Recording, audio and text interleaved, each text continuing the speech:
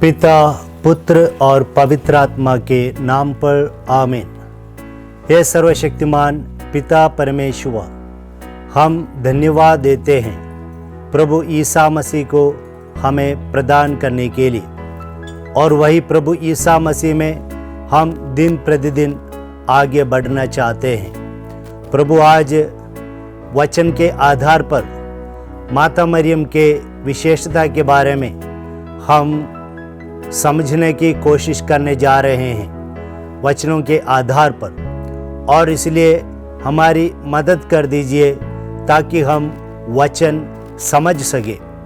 जैसे कि संत लूकस के सुसमाचार अध्याय 24 वाक्य 45 में वचन कहता है कि प्रभु ईसा मसीह ने अपने शिष्यों के मन को खोल दिया और धर्म ग्रंथ का मर्म समझने की कृपा की, और इसी प्रकार प्रभु ईसा मसीह आपके पवित्र आत्मा को भेजकर हमारे मन को भी, हृदय को भी खोल दीजिए ताकि हम हमारा जो वचन का मर्म हम समझे। पवित्र आत्मा हमारे पास रहिए। जैसे ही हम वचन हम पढ़ेंगे, सुनेंगे, तो हम उसका अनुभव कर पाएँ, उसको समझ सके और हम अपने जीवन में इसका मतलब उतार सके। पिता, पुत्र और पवित्र आत्मा के नाम पर आमीन। सबको जय यीशु। Praise the lord. हालेलुया। तो हम सभी, जैसे कि मैंने कहा प्रार्थना में, हम माता मरियम के बारे में सुनने जा रहे हैं कि ईश्वर की दृष्टि में माता मरियम की क्या योजना थी। तो जैसे कि वचन में कहता है, प्रज्ञा ग्रंथ अध्याय 16 वाक्य 13 में, जीवन और मृत्यु पर पूरा अधिकार ईश्वर को है। जीवन और मृत्यु पर पूरा अधिकार ईश्वर का है। जब ईश्वर चाहे जीवन देता है, जब ईश्वर चाहे तो मृत्यु देता है। ईश्वर हमसे पूछे बिना हमें इस दुनिया में भेजते हैं, और ईश्वर हमसे पूछे बिना वापस लेते भी हैं। और आगे वचन में कहता है, प्रेरित चरित्र अध्याय 3 वाक्य 15 में, कि जीवन का अधिपति ईश्वर है।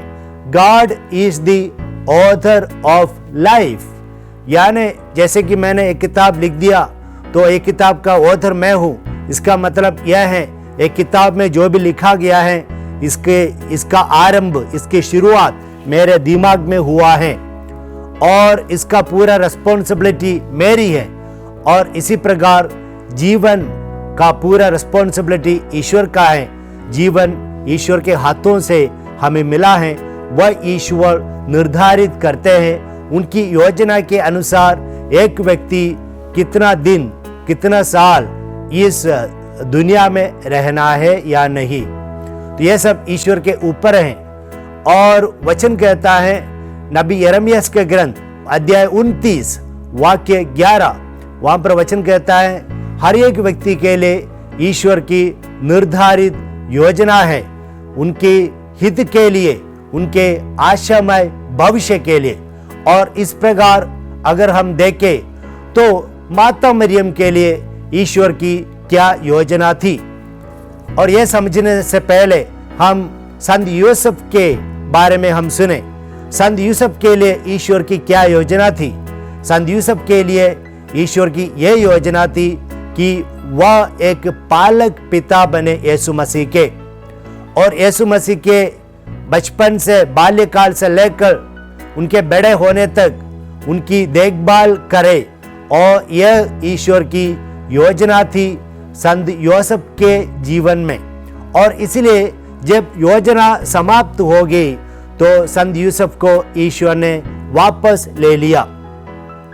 तो इसी प्रकार हम माता मरियम के जीवन में देखें कि ईश्वर की क्या योजना थी माता मरियम के लिए। सर्वप्रथम ईश्वर की यह योजना थी कि माता मरियम प्रभु ईसा मसीह की माँ बने। जैसे कि संत लूकस के सुसमाचार अध्याय 1 वाक्य 31 में स्वर्गदूत गब्रियल कहता है कि आपको ईश्वर की कृपा प्राप्त है। देखिए, आप गर्भवती होंगी, पुत्र प्रसव करेंगी और उनका नाम ईसा रखेंगी। यानी माता मरियम की यही योजना है कि माता मरियम प्रभु ईसा मसीह की माँ बने, न केवल प्रभु ईसा मसीह के देखभाल करे, या जैसे कि रेडीमेड एक बच्चा माता मरियम को मिला हो और माता मरियम उनका पालन पोषण किया, ऐसा हो, ऐसा नहीं। बल्कि ईश्वर की योजना है कि प्रभु ईसा मसीह का माता मरियम के गर्भ के अंदर जन्म हो, गर्भधारण किया जाए माता मरियम, और प्रसव किया जाए, और इसी प्रकार की एक माँ माता मरियम बने यीशु के लिए। यह पहला योजना थी। और इसके बाद हम देखते हैं, अगर पिता ईश्वर की केवल यही योजना थी कि माता मरियम केवल यीशु की माँ ही बने, तो यीशु को जन्म देने के बाद पिता ईश्वर को माता मरियम को वापस बुलाना था। लेकिन पिता ईश्वर ने माता मरियम को इस दुनिया में रखा, क्योंकि पिता ईश्वर के दिल में, दिमाग में माता मरियम के लिए और भी योजना थी। और इसको हम सुनने जा रहे हैं, धर्म ग्रंथ के आधार पर देखने जा रहे हैं। जैसे कि मरियम और एलिजाबेथ का मिलन, संत लूकास के सुसमाचार अध्याय 1 वाक्य 39 से 39 से हम पढ़ते हैं कि माता मरियम एलिजाबेथ के पास गई, तो जैसे कि एलिजाबेथ ने मरियम का अभिवादन सुना, बच्चा उसके गर्भ में उछल पड़ा और एलिजाबेथ पवित्र आत्मा से परिपूर्ण होगी।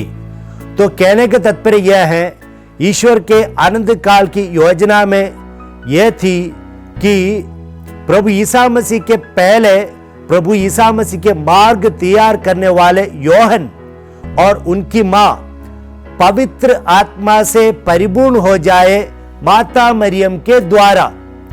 तो माता मरियम को पिता ईश्वर ने एक माध्यम बनाया, और उस माता मरियम के द्वारा एलिजाबेथ और संत यूहन्ना उनके गर्भ में था, पवित्र आत्मा से परिपूर्ण होगी। तो कहने का तात्पर्य यह है, ईश्वर की माता मरियम के लिए योजना केवल प्रभु ईसा मसीह की मां बनना नहीं था, यह भी थी योजना कि एलिजाबेथ माता मरियम के द्वारा पवित्र आत्मा से परिपूर्ण हो जाए।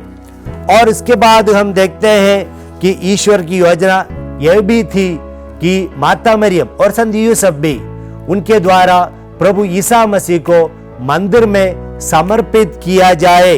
वो हम पढ़ते हैं संत लूकास के सुसमाचार अध्याय 2 वाक्य 22 से लेकर। तो प्रभु ईसा मसीह को मंदिर में अर्पित करना, एक कार्य किसको सौंपा था? एक कार्य माता मरियम को और संत यूसुफ को। और आगे तो ये भी ईश्वर की योजना थी। और आगे हम पढ़ते हैं संत लूकास के सुसमाचार अध्याय 2 वाक्य 51 से लेकर 52 तक। ईसा माता मरियम और संत यूसुफ के साथ नासरत गए और उनके अधीन रहे। उनकी माता ने इन सब बातों को अपने हृदय में संचित रखा। ईसा की बुद्धि और शरीर का विकास होता गया और ईश्वर तथा मनुष्यों के अनुग्रह में बढ़ते गए। यानी वचन कहता है प्रभु ईसा मसीह बुद्धि और शरीर का प्रभु ईसा मसीह का विकसित होता गया। इसका मतलब यह है कि माता मरियम न केवल प्रभु ईसा मसीह को जन्म दिया, बल्कि प्रभु ईसा मसीह के बचपन से लेकर माता मरियम और संत यूसुफ भी प्रभु ईसा मसीह के लिए परिवार में एक अच्छा आध्यात्मिक माहौल प्रदान किया, अच्छा आध्यात्मिक वातावरण प्रदान किया। इस कारण से प्रभु ईसा मसीह बुद्धि में और उनका शरीर का विकास होता गया। इसकी वजह से ईश्वर तथा मनुष्यों के अनुग्रह में बढ़ते गए। तो इसका क्रेडिट किसके लिए जाता है? माता मरियम और संत यूसुफ। तो ईश्वर की यह योजना थी कि माता मरियम प्रभु ईसा मसीह के जन्म के बाद उनके साथ रहें और उनको उनके आगे बढ़ने में, बुद्धि में, शरीर में, आध्यात्मिक रूप में आगे बढ़ने में उनको अच्छा मदद करे। और यह भी माता मरियम के लिए ईश्वर की योजना थी। Hallelujah, hallelujah, praise the lord, hallelujah. और इसके बाद हम देखते हैं कि प्रभु ईसा मसीह के पब्लिक मिनिस्ट्री के समय, उस समय भी माता मरियम वहां पर है। उस समय संत यूसुफ नहीं है, क्योंकि संत यूसुफ को उनकी योजना के अनुसार ईश्वर ने वापस बुला लिया, लेकिन माता मरियम को ईश्वर ने रखा। तो हम देखते हैं पब्लिक मिनिस्ट्री। तो जैसे मैं मनन चिंतन कर रहा था, प्रभु ईसा मसीह के 3 साल के पब्लिक मिनिस्ट्री के समय माता मरियम क्या किया होता, क्या कर रही थी 3 साल? क्या वह पड़ोस में जाके लोगों की बुराई कर रही थी? बिल्कुल नहीं। तो माता मरियम क्या कर रही थी? माता मरियम अपने बेटे यीशु मसीह के लिए निरंतर प्रार्थना कर रही थी। यानी बाइबल में यह बताया गया नहीं गया है, लेकिन बाइबल हमें यह मालूम है माता मरियम एक प्रार्थना करने वाली माँ थी। बचपन से लेकर मंदिर में उनको अर्पित किया गया था। इस कारण से प्रार्थना करना उनके लिए एक अच्छा कार्य था उनके लिए। इस कारण से उनको मालूम था कि जब प्रभु ईसा मसीह पब्लिक मिनिस्ट्री कर रहे हैं, उनकी मदद करने के लिए, आध्यात्मिक मदद करने के लिए उन्हें प्रार्थना की जरूरत है। जैसे हम देखते हैं हमारे रिट्रीट संदेश वगैरह में, वहां पर क्या होता है, जब एक फादर या सिस्टर ये स्टेज में आकर प्रवचन सुनाते हैं, वचन को बांटते हैं, तो पीछे क्या करते हैं लोग? आराधना के सामने बैठकर प्रार्थना, निरंतर मध्यस्थ प्रार्थना करते रहते हैं। तो ठीक इसी प्रकार यीशु मसीह के 3 साल के पब्लिक मिनिस्ट्री के समय माता मरियम उनके लिए निरंतर प्रार्थना कर रही थी। ये हमें समझ में आता है। तो ये भी ईश्वर की योजना थी कि माता मरियम इस प्रकार यीशु की मदद करे उनकी पब्लिक मिनिस्ट्री के समय। Hallelujah, hallelujah, praise the Lord. संत योहन के सुसमाचार अध्याय 2 में हम पढ़ते हैं कि काना के विवाहोत्सव के बारे में। तो काना की विवाहोत्सव के बारे में वहां पर क्या हुआ? वहां पर वाइन समाप्त हो गया। तो वाइन समाप्त हो गया तो तुरंत हम पढ़ते हैं माता मरियम प्रभु ईसा मसीह के पास आकर कहते हैं कि अंगूरी समाप्त हो गया। तो कहते हैं कि उनके पास अंगूरी नहीं है। और यीशु ने क्या कहा? यीशु ने उनकी माता से यीशु ने उत्तर दिया, बद्रे, इससे मुझको और आपको क्या, अभी तक मेरा समय नहीं आया है। तो यीशु ने कहा अभी तक मेरा समय नहीं आया है। और माता मरियम ने सेवकों से कहा यीशु जो कहते हैं वही करो। तो यह पिता ईश्वर की यह इच्छा थी कि प्रभु ईसा मसीह को यह समझाना कि उनका समय आ चुका है। माता मरियम के द्वारा प्रभु ईसा मसीह को यह मालूम हो गया उनका समय आ गया है, उनका पहला चमत्कार करने का समय आ चुका है। और इसी प्रकार ईश्वर की योजना के अनुसार माता मरियम को एक साधन बना दिया कि प्रभु ईसा मसीह को समझाने के लिए कि समय आ गया और सबसे पहला चमत्कार करने के लिए माता मरियम की मध्यस्थता की आवश्यकता रही। Hallelujah, hallelujah. और आगे हम देखते हैं माता मरियम को प्रभु ईसा मसीह के क्रूस मरण के समय, उस समय ईश्वर की यह भी योजना थी। ईश्वर ने माता मरियम को जीवित रखा इसके लिए कि प्रभु ईसा मसीह के क्रूस मरण के समय, अत्यंत घोर पीड़ा के समय उनको साथ देने के लिए एक माँ की जरूरत है। और ये समझकर ईश्वर पहले से निर्धारित योजना के अनुसार ईश्वर माता मरियम को क्रूस की ओर आकर्षित करते हैं। और माता मरियम प्रभु ईसा मसीह के क्रूस आरोहण के समय, प्रभु ईसा मसीह क्रूस पर टंगे थे, उस समय माता मरियम क्रूस के सामने बिल्कुल खड़ी थी। प्यारे विश्वासियों, मैं यह समझाने की कोशिश कर रहा था कि ईश्वर की क्या योजना है माता मरियम के जीवन में। और हम लोग देखते हैं यूहन्ना के सुसमाचार में जैसे मैंने कहा, वहाँ पर अध्याय 19 वाक्य 25 से लेकर ईसा की माता, उनकी बहन क्लेफोस की पत्नी मरियम और मरियम मगदलेना उनके क्रूस के पास खड़ी थी। ईसा ने अपनी माता को और उनके पास अपने उस शिष्य को जिसे वह प्यार करते थे देखा। उन्होंने अपनी माता से कहा, बद्रे, यह आपका पुत्र है। और इसके बाद उन्होंने उस शिष्य से कहा, यह तुम्हारी माता है। तो यहाँ पर दिलचस्प की बात यह है कि प्रभु ईसा मसीह कहते माता मरियम से, यह आपका बेटा है, और यूहन्ना से कहते यह आपकी माँ है। तो असल में यीशु को क्या कहना था? यीशु को यह कहना था कि यूहन्ना, यह मेरी माँ है, आप इनकी देखभाल कर लीजिए। असल में यीशु को यह बोलना था, यह मेरी माँ है और ये मेरी माँ को आप देखभाल करिए। लेकिन यीशु कहते हैं ये तुम्हारी माँ है। तो इसका मतलब यह है, दो योजना है पिता ईश्वर की। एक ईश्वर के प्रभु ईसा मसीह के क्रूस मरण के समय उनके साथ देना। हम लोग देखते हैं जब हम बीमार हो जाते हैं, हमारी माँ का सानिध्य काफ़ी बहुत ये फर्क लाते हैं हमारे जीवन में। जब मेरे बचपन में जब कभी मैं बीमार होता था तो माँ का सानिध्य मुझे बहुत आश्वासन, सांत्वना, बहुत चंगाई मुझे देती थी। तो इसी प्रकार की माँ, ठीक इसी प्रकार माता मरियम पिछले 3 साल में यीशु के पब्लिक मिनिस्ट्री में कभी नहीं आई, एक ही बार आई, बाकी कभी नहीं आई। लेकिन प्रभु ईसा मसीह के क्रूस मरण के समय माता मरियम को मालूम था वहाँ पर उनको माता मरियम की ज़रूरत है। और दूसरा कारण यह है, दूसरी योजना यह है कि पिता ईश्वर की यह इच्छा थी कि माता मरियम को समस्त मानव जाति की माता बनाए। और इसलिए क्रूस पर से प्रभु ईसा मसीह केवल महत्वपूर्ण बातें कह रहे थे, और उनमें से एक बात है कि माता मरियम को माता के रूप में समस्त मानव जाति को प्रदान करना।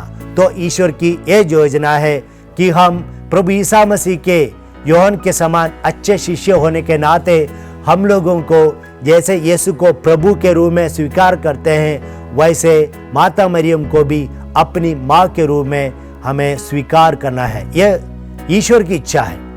प्यारे विश्वासियों, आखिरी रेफरेंस मैं आपको देना चाहता हूँ ईश्वर की माता मरियम के योजना के बारे में। प्रेरित चरित्र अध्याय 1 वाक्य 14 में हम पढ़ते हैं, जब प्रेरितगण पवित्र आत्मा के इंतजार में एक साथ प्रार्थना कर रहे थे, उस समय माता मरियम का सानिध्य था। तो यह ईश्वर की इच्छा थी, यानी हर एक कार्य ईश्वर की इच्छा के अनुसार होता है, और विशेष रूप में जो ईश्वर से जुड़े हुए हैं। और माता मरियम ईश्वर से जुड़ी हुई थी, और इसलिए जो कार्य माता मरियम ने किया वो सारे कार्य ईश्वर की इच्छा के अनुसार ही किया है। तो कहने का तात्पर्य यह है, यहाँ पर इस सिचुएशन में यीशु मसीह यहाँ पर नहीं है, और इसलिए सारे शिष्यों को एकत्रित करने का जो जिम्मेदारी माता मरियम को दिया गया, और माता मरियम इसको अच्छी तरह निभाती है और शिष्यों के पास रहती है। शिष्यगण किसके इंतजार में थे? पवित्र आत्मा के इंतजार में। और माता मरियम ऑलरेडी पवित्र आत्मा से परिपूर्ण हो गई थी, और इसलिए माता मरियम को मालूम था किस प्रकार शिष्यों को मार्गदर्शन देना है पवित्र आत्मा को स्वीकार करने के लिए। और इसलिए पिता ईश्वर ने माता मरियम को यहाँ तक रखा कि माता मरियम आखिरी पल में शिष्यों को मदद कर सके। तो ये सारे विवरण आज हम बाइबल से देखते हैं। तो समाप्ति में मैं ये कहना चाहता हूँ, ईश्वर की माता मरियम की प्रति इच्छा यह है, ईश्वर की माँ बनना, पवित्र आत्मा को एलिजाबेथ और यूहन्ना को प्रदान करना, प्रभु ईसा मसीह को मंदिर में समर्पित करना, प्रभु ईसा मसीह के बाल्यकाल से लेकर बड़े होने तक परिवार में आध्यात्मिक वातावरण प्रदान करना, प्रभु ईसा मसीह के पहला चमत्कार में योगदान देना, प्रभु ईसा मसीह के क्रूस मरण के समय साथ देना, और पवित्र आत्मा के आगमन की न केवल यीशु की माँ बल्कि कलीसिया के जन्म के समय माता मरियम का सानिध्य रही। तो आइए हम इस माँ को हमारी माँ के रूप में भी स्वीकार करें। हमारे जीवन के पूरे अवस्था में ये माँ हमारे साथ हैं। वही माँ आप लोगों के लिए प्रार्थना जरूर करें। पिता, पुत्र और पवित्र आत्मा के नाम पर आमीन।